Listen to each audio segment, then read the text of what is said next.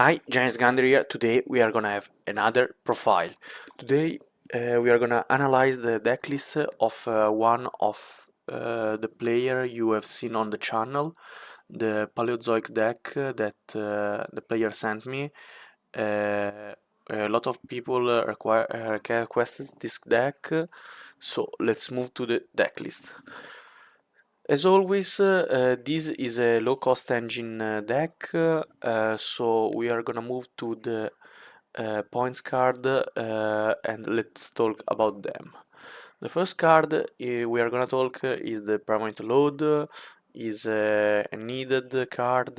You can play even only one for the engine. Is not a big engine, the Primite in this deck, but is a pretty powerful engine. The second point card is Daruma Karma Cannon. In a Paleozoic deck, this card is amazing. Is a trap card that is an interruption and allow you to summon from the graveyard the Paleozoic monster. And the last two cards of the main deck with the points are Rollback, that obviously is one of the GOAT card of any trap EV trap deck. You can copy any trap in your graveyard, that is amazing. And Trapolic, that is the new version we can say about the trap trick. We are gonna wanna play more copy than this, and we want to play even trap trick. You can see. And the last point card is gonna be the Typhoon. This is a slow deck, so Typhoon is pretty mandatory in this version because we want to outgrind our opponent. So now let's move to the main deck. We are gonna analyze this 55 card deck. The first card is the Magicoloidal Soul. This is a monster that can be special summoned from hand or graveyard when you activate a trap that summons itself. So any Paleozoic card that summons itself. And during the opponent's battle phase, you can activate the effect to synchro or exist summon with this card and monster you control. You usually are gonna exist summon, so this card can stay in the graveyard. Otherwise, if this card leave the field, is gonna be banished. And you can use to do the number 2 or do other cards like the Paleozoic Anomacalaris. Next card is gonna be the Beryl. This is the engine required monster for the Primite package. Can set a Primite Spur Trap. You can tribute to Foolish, a normal monster that you are not gonna do so often. And the good part is that you can add this card back during the standby phase if you have a normal monster in your field or graveyard. Next, we have Red Time River Rhythmir, a pretty difficult name. If this card is in the end or graveyard, you can target a face-up monster on the field. You can change it to face-down position, and if you do, you can special summon this card, but banish with this card leaves. The strong part is a tuner, and so we can do the synchro part you are gonna see later in the X deck. And the good part is that it is a monster that you want to mill and you can summon itself, removing an interruption for our opponent because we can book a monster on the field, not only our monster. That is pretty good. Then we have 3 Wannabe, that is a mandatory card in the EV Trap deck in the Genesis. Is like a pot of prosperity during the end phase. For the one who don't know what this card does, during the end phase you can send this card from the hand or field to the graveyard, and you can activate the top of the card equal to the unused spell traps on the opponent control, and you can set the trap among them, and the other cards are placed at the bottom of the deck. So you have discard in the end, you can discard it during the end phase, revealing 5 if you are gonna first and the opponent have no spare trap, and set a trap among them. That is the majority of the deck. Then we have the normal monster required for the Primite package. We are gonna play the Justica because it's a level 2 tuner normal monster with 0 attack. That is all the requirement we want to have. You are gonna see later why we are gonna want sorry, a 0 attack monster for the Primate cards.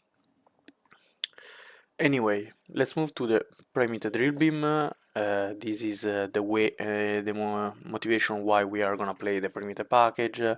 Is a field negate of any kind of card that will banish 2. Can set itself, is a grind game card that helps you a lot to win the game. We already talked about the load. Now we are playing 3 tune because it's a draw engine for the deck. You can discard cards like the rollback or cards that you want to have in the graveyard and draw 2, and you can cycle back even the rollback because you can banish this card and target a trap in the banishment and place it at the bottom of the deck. That is pretty good, especially when you want to have again the rollback in the graveyard in the deck, or if you want to cycle back any Paleozoic that is sent to banishment because he's dead. Now we are gonna run one balance of judgment because there are some times when opponents is gonna build up his board. You are gonna use a lot of trap to reduce the board of the opponent. You have a low quantity of cards, so you can activate this card to draw a lot of cards, or you can copy, that is better, with the rollback and draw a lot of cards because you doesn't control even the balance of judgment, so it counts 1 card less. Then the Roma we already talked, the best card to copy with the rollback because we don't pay the cost of the card with the rollback, so we can skip the part that requires us to tribute all the monster, and we can copy the effect to destroy all the opponent cards.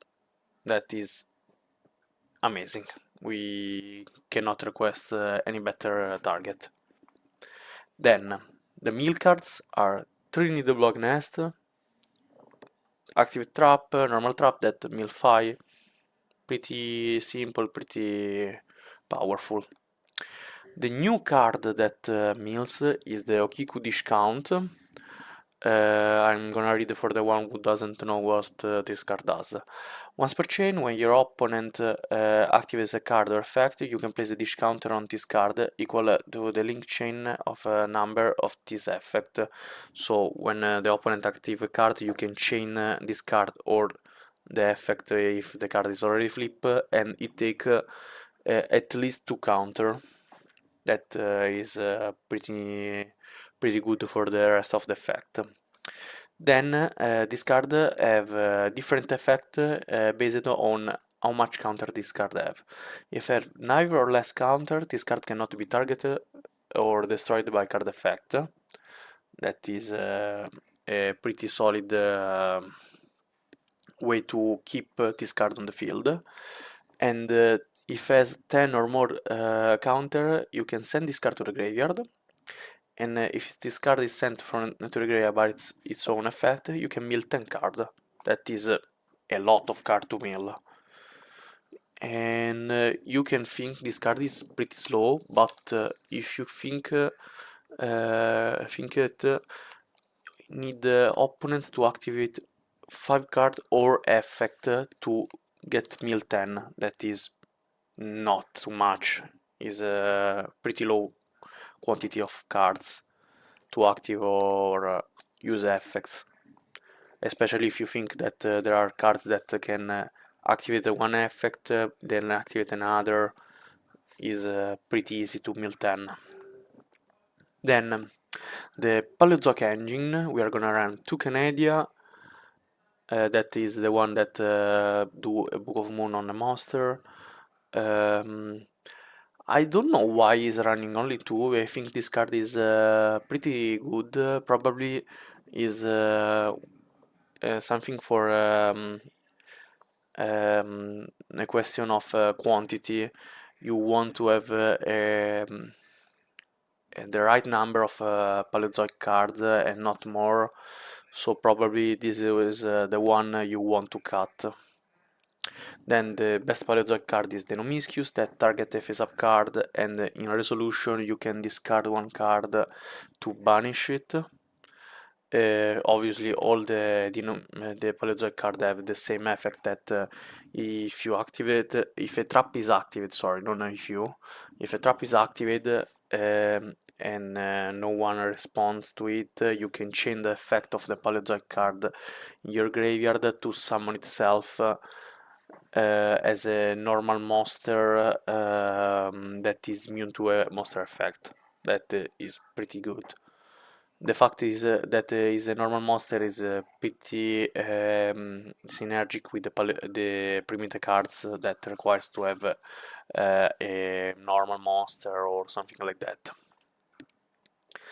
Then we have Trilancholia, that is the card that gives us the grand game. Target the banished card and put it back in the graveyard. We can target a rollback and put it back in the graveyard so we can use it again. And Trimarella, that is the one card that makes the deck viable, because this card can send any trap card to the deck from the deck to the graveyard. It's like a foolish goods, but with no points and a trap that for the deck is better. And then we have two Olenoides. Is right to play in 2 because this card does a Mystical Space Typhon. You have in the majority of the case a target, but not always when you want it. So play more than 2 is kind of break.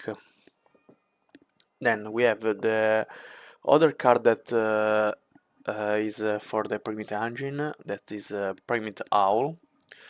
This card is like the Roar, but with a better effect in the graveyard. So, what this card does, you can declare a normal monster name, you take no battle damage for the battle involving your declared normal monster or your primitive monster for the rest of the turn. Then, if you don't control the monster, you can summon it from your deck or graveyard. That is better than Roar. And then during your opponent turn, you can banish this card from your graveyard and target one normal monster you control or in your graveyard. So even if you get the Justica banished with a DD Crow or something like that, we can still target a Paleozoic card on the field that is a normal monster. And we can take a monster your opponent control with attack higher than the attack of the monster. The pretty good part is that is a change of art without targeting. The only card that's target is the card in graveyard or field that is our normal monster. So if we lose the target like that, could be pretty annoying, but is way better than a Roar. Then we have another card that we want to mill, that is Rise of Light. The activation effect is pretty bad, we can say, but is useful because we can use then the effect in the graveyard that is the most powerful effect probably we have in the deck to put in the grand game the game. What this card does, the effect on the field is you can target a monster on the field, double its death, but its death became at 0 at the end of turn. It's okay. Sometimes can happen, but I don't think is pretty usual. The other effect is you can banish this card, target one monster you control. Your opponent cannot attack a monster, cannot attack except that monster. The strongest part of this card that is that you can chain to a removal of your monster, like a burial or something like that. And the opponent, after a resolution chain, cannot attack because he can attack only the monster that is already out of the field.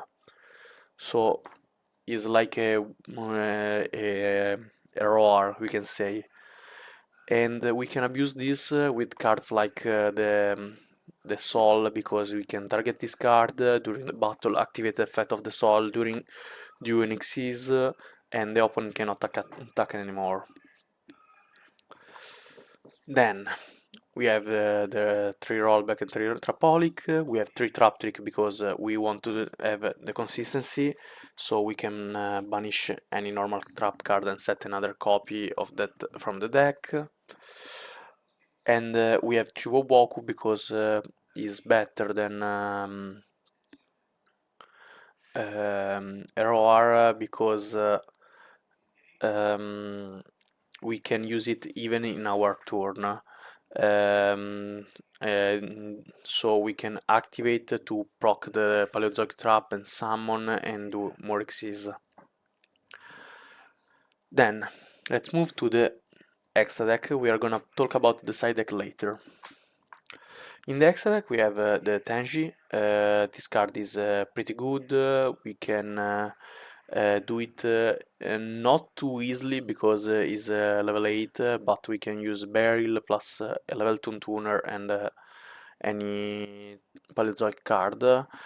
Is an interaction, it can helps you to close the game, pretty good, solid. Non, we don't have too much,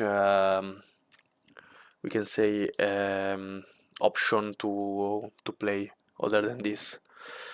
Then we have two level 6 synchro. The first one is the Gore Pride synchro.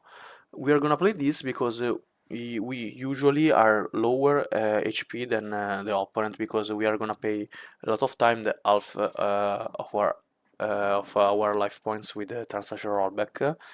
So we have the FX Live that we can target the opponent monster control and gain its attack. Then, because we are low in HP, we can destroy the monster. We need to remember that when we activate the effect during the end phase, this card will need to be returned to the extra deck. The good part is that is a pop, can gain attack, beat over another monster or beat over for the game, and you can recycle back this card, we can say. The other level 6 synchro is a pretty particular synchro that maybe the majority of you doesn't remember. This is like a floodgate in this deck particular is pretty good. What this card does? This card say monster with less attack than this card cannot attack, and is like a good floodgate, we can say. Also, neither player can activate the effect of a zap monster on the field with more attack than this. That is pretty more amazing. The other effect is gonna is not gonna activate so much. If this card in your possession is destroyed by an opponent's card and sent to the graveyard, you can summon a tuner and no tuner with the same type and attribute. We can, I think we doesn't have yes, we cannot activate that effect, but the strongest parts are the two effects before. Then we play the Poplar synchro as a level 4 synchro. We play this only because it's a synchro that quick synchro summon during the opponent's turn, and we can do or the Gold Plied or the Silvera. That is a generic synchro that book all of the opponent's monster, and I think is good enough. I don't get it. What you want more? Then for Dixis, we are gonna play the Dragon Gate that is pretty strong in this deck, especially because probably we'll have a trap as a material, also uh, a monster, so it can detach 2 and buff itself of 2k and reduce the opponent's monster of 2k attack, and so you can set up a pretty huge OTK with this card. Then we have a Plump that is a card that is pretty good against some matchups, because we can take away spell and trap from the opponent's graveyard, and is pretty situational, especially because we are not running the Zeus. If we are gonna run the Zeus, this card will be way better. But we can use also to use the effect. We are gonna summon this maybe with a trap, or two monster is the same. Active the effect, take a spell from the opponent graveyard and a trap, or from our graveyard, and do the Dragon Gate that can detach 3. That will be a OTK for sure. Then we are gonna play the Utopic Lancer that I think this card will not come up so much, because to summon this card you need to discard the Superior Trap, but I think the Dragon Gate is way better than this. Uh, anyway, is an alternative to the Dragon Gate. Is pretty good even this card. We have the Mannequin Cat that I think even this card is situational. In some matchup can be pretty good, especially maybe against a deck with the Earth Monster that detach and summon maybe Berry from the deck or something like that. Is a deck that doesn't require too much in the extra deck. Is gonna play with the main deck principally, and some monster of the extra deck of the archetype. So you need to fill up the extra deck. Then we have number 2, that is another card that helps you a lot with the OTK. You have seen this card in the sprites some years before. Cannot be destroyed by battle.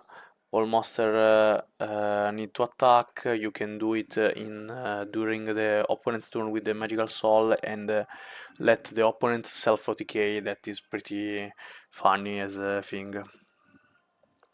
Then we have the two Paleozoic monster. This card gives you a lot of card advantage. Also give you an interruption that is pretty good. The only problem is that requires 3 or more level 2. But he come on the field pretty often, and when this card reach the field, the opponent probably have zero chance to win.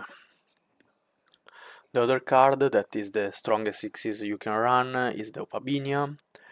You can detach 1 to search a trap Paleozoic, but needs to have a trap as material to activate the effect. And the strongest part is you can activate the trap Paleozoic from the end. That makes you a lot way too explosive in the turn that you summon this card. Then we have Typhoon that we already talked about, and we have the Phantom Knight Xyz that is a removal. We can use it to negate attack, negate the effect of a face-up monster, and change it to a 0 attack and beat over. You will not never have this effect as a quick, but you can use it, I guess, to remove monster, or use it and summon over the Dragon Gate. So if there is a monster too big, we can make this we discard the 0 attack and then do the Dragon Gate a bit over all the board opponent's control. Then we are gonna talk about the extra deck. The side deck. The side deck is pretty particular. We have 3 extra deck monster in the side deck that we are gonna see. This card is a tower card that became a tower when opponents activate an effect of the monster. You gain attack and then gain attack equal to the original attack of the monster. And this attack is permanent, so became immense. And can negate the spell trap if I doesn't remember right. Yes, and can negate the spell trap. We are gonna see later why these cards are here. When the Mechalist that can banish a card in the field or graveyard when the turn this card has been summoned.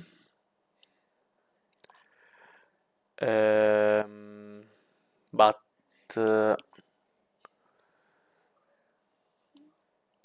I don't think he's here for this. I don't know right now why this card is here, but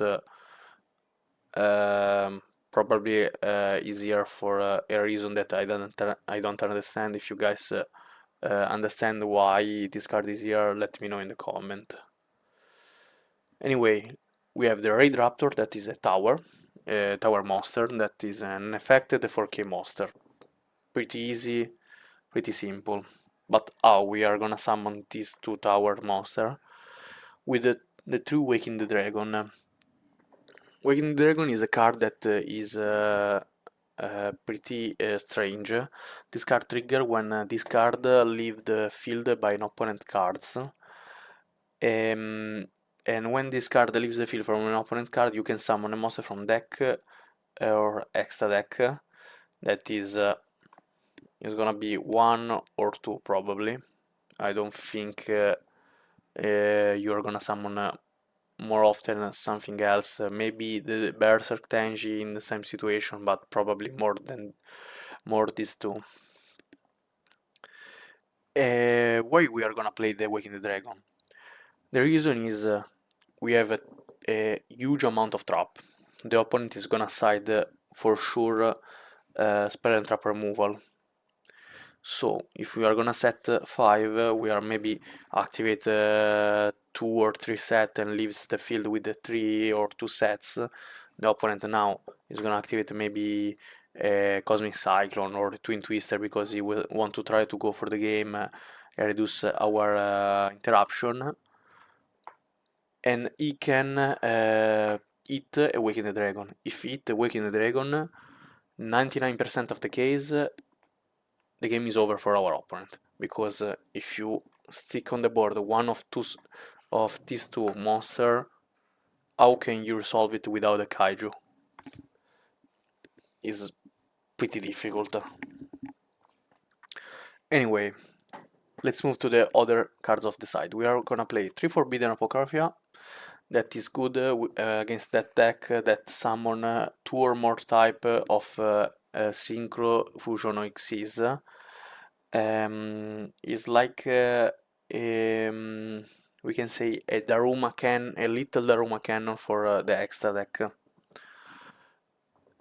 Then we have 3 Lost Wind, that is negate of special summoned monster that can set itself. So if we mill this card, it's pretty good anyway. And 1 Titanocider that does the same as Lost Wind. The only difference is that is legated only to the extra deck monster, and instead of half the attack make the monster at 0, but is way better Lost Wind. Easier because we want to have another copy.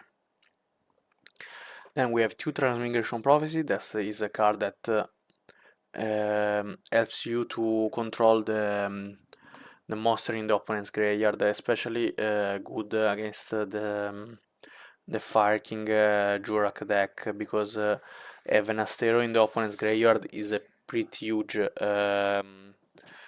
threat to our board, because we are gonna set 5 during the phase, opponent to do the Jurak Meteor, and we are gonna scoop. Like this, if we go first and we draw like this card, we can play around it a little bit better. So guys, if you like the video, please consider to subscribe. If you want to see any other high grade video, let me know in the comment, and see you to the next video.